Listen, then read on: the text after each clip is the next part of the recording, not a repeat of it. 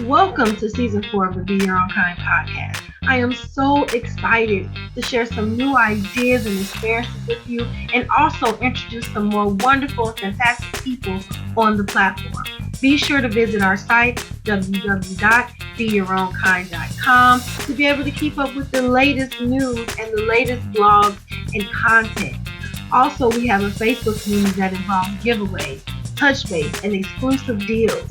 If you like the content, be sure to tip your girl a matcha tea on Ko-fi, located at ko-fi.com/be your own kind 24. Thanks again for your continued support and enjoy the episode. What's up? What's up? This is your girl Renita from Be Your Own Kind, and it's time for a new mini-sode episode. I know I sound a little raspy at the voice. I'm coming off of COVID. My I don't know. This is my first time getting it. Excuse me. This has been out in 2020, and it is no joke. So for those conspiracy theorists that are like, this isn't real, it's pretty real. It's pretty real. So I know that it has died down. I think the numbers are increasing a little bit. Just be careful, be safe. Please continue to, keep your distance. If you've been exposed, please still follow the CDC lines and quarantine yourself. If you caught COVID and you were vaccinated, please still wear your mask after your 5 days in the house of being quarantined. You still don't want to even risk, getting someone sick or possibly, someone dying because they already have medical conditions that don't pair well with COVID. I couldn't think of the word, so that's why I went a long way around it. So just be safe out there, be careful out there. Even though I've been a little sick, I still been in good spirits. I went to Miami swim week for my cousin. She was in the actual Swim Week fashion show, which was super cool. The name of her brand is Swim with Poppies, which is www.swimwithpoppies.com. Make sure you check her out. If you are following me on my social media sites, which is up there, you will see some little snippets of that weekend coming up. Or you've already seen it. So be tuned into that if you're interested in that. So getting into the topic of the mini-sode. I was listening to the song with Chloe where she says, treat me like I treat me. And I thought that was such an interesting lyric. Like I heard that song a couple of times, well, a lot of times, especially if you're on TikTok, you're going to hear that like 50 million times. But I actually listened to the song and I'm just like, what a great concept. Treat me like I treat me. So that can go another way, right? When we're sitting, or I'll just speak for myself and say, well, why don't people respect me? Or why don't people take me serious? Or this and that. And I'm not saying that there are just crazy, toxic assholes out there. But what I'm saying is some people do literally mirror, or you're attracted to people that mirror the way that you treat yourself. It could be possibly that they are having struggles where they treat themselves, not up to par, and so they seem to attract to someone that does the same thing. And some of those people are gaslighters where they make you feel even worse, just to make themselves feel better. But whatever the case, this journey isn't about them, right? This journey is about us. Be your own kind, your own kind. So it's not even like treating yourself better just for the purpose of people to treat you better. It's just treating yourself better because, and then that just follows. That's just like a benefit of your self-love journey, right? Just when you get into yourself and you think of how you treat yourself, like especially negative self-talk. I've struggled with that for years, and now I'm more cognizant of it. But I used to say, I'm never going to get this done. I'm a failure. I'm not smart enough. I'm not this. Well, shoot, if I'm telling myself that, of course I'm not smart enough. Of course I'm kicking my confidence to do anything that I'm even wanting to do, because look at how I'm treating myself. Look at how I'm speaking to myself. Even little tidbits of keeping myself up on the trip to Miami. This is how this relates. My cousin was saying, even if, when people do say, hey, you're overly dressed, you're not dressing for them, you're dressing for you. So that's their opinion that you're overly dressed. But for you, You're dressed enough for you because guess what? You're enough for you. And so when I was listening to her, I'm like, that's true. So if I dress up and go to the grocery store, I'm not dressing for the people in the grocery store. I'm dressing up because that's how I feel. Just even today, I'm going absolutely nowhere, but I felt the need to make my face up because that's what I wanted to do. And it makes me feel good about me. And I think sometimes that we connect our self care with the opinions and the feelings of others, but it's called self care for a reason. It's looking out for self, doing what makes you feel good. Even if you have people that are cackling in the background or saying little sly comments or whatever, okay, hi, but this is how I love me. This is how I love on me. This is how I preserve me. This is how I build my confidence. Because here's the thing, no one knows you or should know you better than you.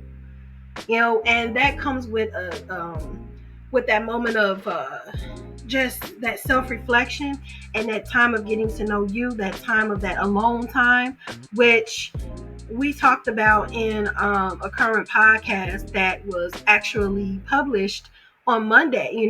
Please check that out, where the speaker was saying how it is so important to do the things that make you feel good. Yes, it's great to be mom. It's great to be wife. It's great to be coworker, entrepreneur, daughter, son, whatever.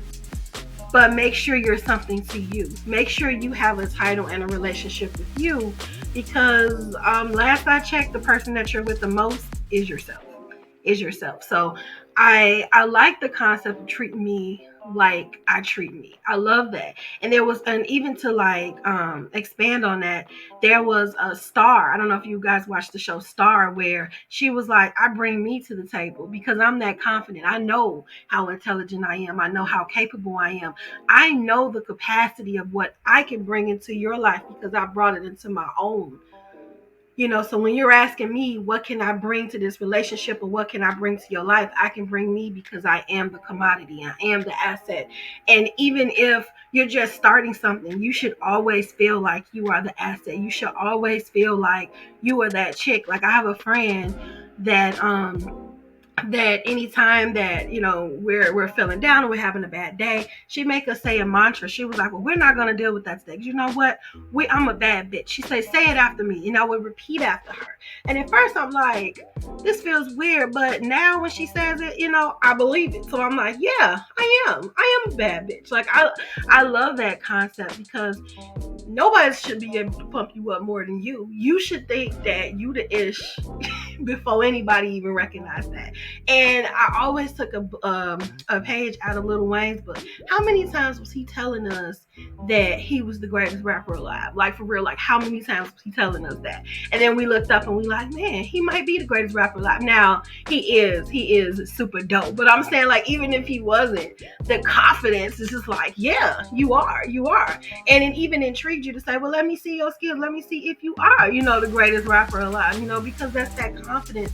Sometimes your confidence can convince people that you know how to do something that you don't even know how to do. Do you know how many people I know that have gotten jobs based off confidence, and then they would get the job and be like, I have no idea what I'm doing, but it's just that confidence, knowing that I can learn this job. I'm capable of learning this job. I am intelligent enough. I am capable, and that's where we tie into those manifestations, because it's not just words. It's not just, oh, I'm going to be a millionaire, money is going to come to me. And that's great to say those money is going to come to me, but there's also those mantras, like with my friend, it's like, yo, I'm a bad bitch. Or right here I say I always struggle with time management. So I have this post that my best friend like said, and I just wrote it down, and it was like, I have divine discipline.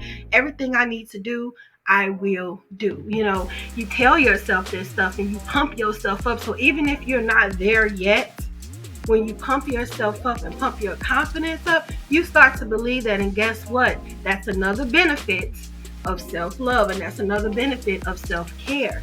So when you have this confidence, everyone just sees it exuding out of you, and it's just like, oh, I'm a little intrigued. Well, let me see if I can, give her that little opportunity, or let me see if I can, check into his portfolio, whatever the case. You know what I'm saying? Because people are treating you like you treat you. I have confidence. I think I'm the ish. So that it follows along like, oh man, you are the ish. You know what I'm saying? And I just feel like everything starts with self. I don't think that we can attract anything to us if we are not first practicing and implementing it with our relationship with self.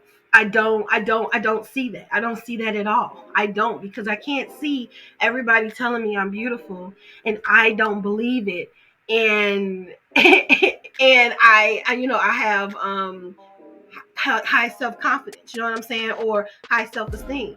So I hope that's another thing, and I'm gonna flip it to that, where people are always telling you, you're so smart, you're so beautiful, you're so this, but in the back of your mind you're like, no, I'm not worthy of love, I'm not worthy of even these compliments. It doesn't matter. All of that good energy coming towards you, it's like repellent with the negative, and like it goes in one ear and out the other. Because if you don't believe those things, people can believe in you all day, but if you don't believe in you, how far can you actually go? So ask yourself that when you are faced with challenges and you're telling yourself, I don't think I can do this, I'm not capable of doing this. Look, a best way of combating that is going back down memory lane. Check out the evidence of you at first learning something, or at first being in a situation you had no idea what was going on, or a situation where your heart was broken, and how you got through that. How you whatever you did, how you prayed your way through it, cried your way through it, journaled your way through it, whatever the case, you got through it. So if you get through that, you'll get through this. If you learn this, then you'll learn that. Life has a way of creating evidence of things that are and aren't. And when we make decisions and when we have our thoughts, we are essentially basing on that evidence of experience, evidence of knowledge, wisdom, education. Any decision that we make, we are basing on the evidence that we have right before us. Now, here's the thing about life. The evidence that I have right before me now may be different tomorrow. Like, what I'm talking about now is based off of my experience right now in this moment, from past to present. But today may present something else and another experience that may expound and add to how I'm feeling about it tomorrow, because that's how we're ever changing. So I feel like, I know I'm about to get off the subject, but I feel like when we hold ourselves hostage to our mistakes, and we feel like we are not worthy of love, or worthy of respect, or worthy of being forgiven, or even forgiving ourselves, that's where that mercy and grace come in there. Like, when I made this decision at that point in time in my life, this is the evidence that I had before me. These were the experiences that I had before me, especially when you're young. I didn't know much at 22. I was only here for 22 years. And yes, that seems like a long time, but not in comparison to me being 39 right now. You know what I'm saying? Like, that's a whole nother decade or more, almost 2 decades. So it's like I have to give myself mercy and grace for the mistakes I made in my 20s, because I didn't have that much knowledge and experience as I have in my 30s. So when I am embracing my 40s, I can't beat myself up for things in my 30s because I didn't have that evidence. And I feel like if we know that we made the best decision that we possibly could in that time, that's where that mercy and that grace comes. And the I don't know, the silver lining to that is, if you're in that situation presently, for damn sure you're not going to make that same decision you made, because you got different evidence, you got more wisdom. And even if it's just based off, oh, that you ain't gonna do that to me again, oh, that's not gonna happen to me again, but you wouldn't have known that had you not went through the things that you went through in the past. So I mean, it's all interconnected. It seemed like it's off subject, but it is on subject. You treat you phenomenally, because right there in that corner it says you're the most fantastic person you'll ever know. most fantastic person you'll ever meet, most fantastic person that you chill with each and every day of your life. You have a 24/7 relationship with you. No one is with you longer than you are with you. So why not cherish yourself? You are the queen and king that you were born to be. And no, that does not come with a Candyland life. It does not. Life happens. Nothing stops life from happening. Just because life is happening doesn't mean that you're this terrible person. It just means life is happening.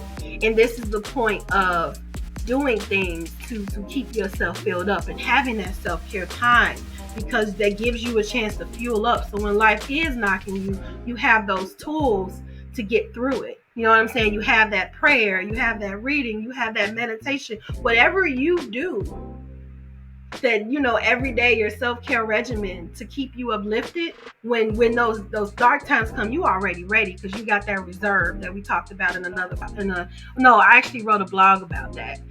And I'll put it in the what do you call these, the notes. So I think this is not turning into a mini-sode if I keep talking, but I just get so excited when I think about metacognition and just freedom of choice, how there's nothing that involves us that we don't have control of. And you're like, what do you mean by that, Renita? I could choose what thought I want to entertain. I could choose what person I want to entertain. No, I can't stop life from happening, but I can choose how I'm going to react to it.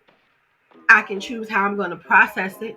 I can choose when I'm triggered, if I'm going to just continue to be triggered, or if I'm going to start working on healing from that so I'm no longer triggered. Everything boils down to how you decide to handle things, and what you decide, and what boundary you place and what boundary you don't place. So life is not that uncontrollable. Yes, everything outside of us is uncontrollable, but how we deal with that is totally 100% within our control. And sometimes we do fall short. Sometimes you do go off when you've been working on your temper and it just didn't work out today. Once again, that's that mercy and that grace, because at the end of the day, we are human. We're not robots. We are human. We're not perfect. Kings and queens make mistakes because they're human. We're not robots. We're not even striving for perfection. Not me, at least. I'm just striving for happiness, living a fulfilled life, because I'm gonna say this probably in every episode. Life is not this is not an audition. I only get one of these. So even if I'm making a decision that is probably one of the worst decisions based off the evidence that I have, at least I made that decision. At least I lived that decision. And I know that I'll come up out of any consequence of that decision, because that has happened before. But then let's look at the positive. Me stepping forward into opportunities because of like relinquishing fear, or even doing it scared. I could step out there and jump out there and do something, and people think that it's super crazy, and an amazing result will happen. Why do we always think of the ladder? Like, if I do this, I could fail. What if you do this, you succeed? What if you actually hit the mark exactly how you wanted to hit it, or even exceeded the mark that you were trying to obtain? See how I flip that around? See how that's a better experience? See how that builds confidence? Treat you how you want to be treated. Don't look for it from mom, dad, sister, brother, whatever. Treat you how you want to be treated. And then once you treat you how you want to be treated, teach those around you how to treat you. See how that works? Everything starts with self. So this technically has turned into a full episode, but I just thought that this was really important to share, because this was really on my heart.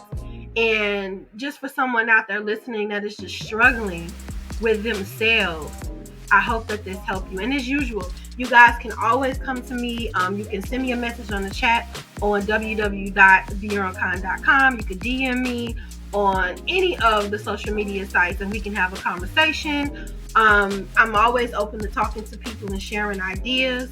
So please feel free to reach out to me, because I'm always open to talk to everyone. Until next time, don't forget to be kind to yourself. I'm gonna leave it there. Yes, we're being kind to others, but I feel sometimes we're more kind to others than we are to ourselves. So don't forget to be kind to yourself. And don't forget to treat you how you want to be treated. And until next time, bye.